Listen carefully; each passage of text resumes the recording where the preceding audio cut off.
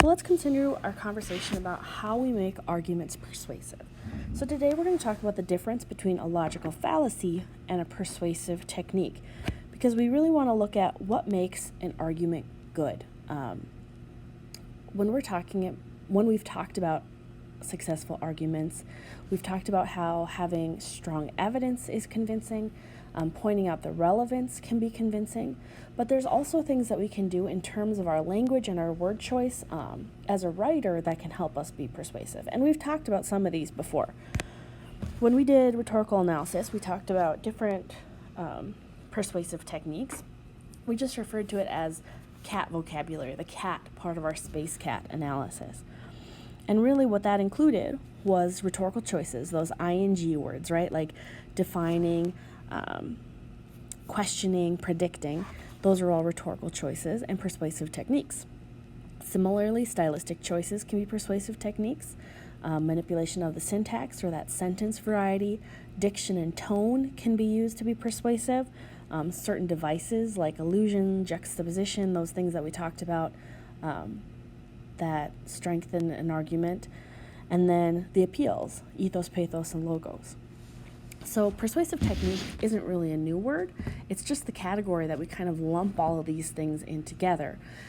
And when we talk about persuasive technique, that's the kind of persuasion that we want to use because it's really enhancing an argument that's already successful. It's using our language in a way that can be appealing to an audience.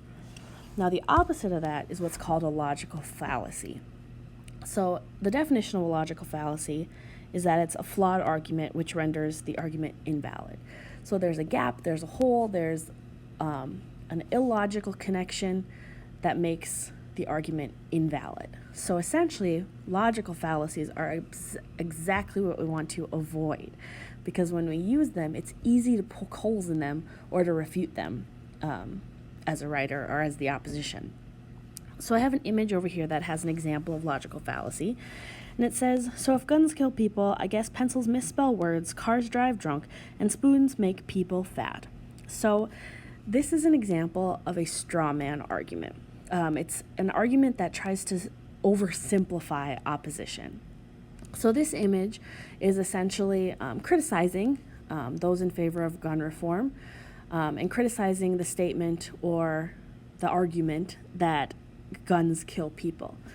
Now, those three words are a really big oversimplification of what most people who want gun reform are looking for, right? They've oversimplified it, and by oversimplifying it, they've created comparisons that are ridiculous.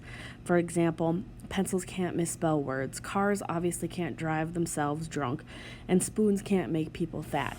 So what this logical fallacy does is it oversimplifies the opposition to make it seem ridiculous. And that's exactly what's happening in this particular example of straw man logical fallacy.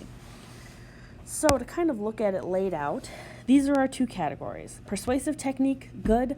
Logical fallacy, bad. But as an analytic reader, we need to be able to recognize logical fallacies because we don't want to be manipulated. We've talked a lot this year about being an active reader or being a critical reader. And a huge part of that is knowing when someone's trying to trick you, right? We've seen a lot of that. It's an election year. You guys get it. The media, social media, all gets manipulated at times. And these logical fallacies have been everywhere over the last year particularly. So we want to make sure we recognize when they're happening so that we can be not smarter than it, but so that we can, see the argument for what it is. So go ahead, take a second, and read the definitions on the attached document about logical fallacies.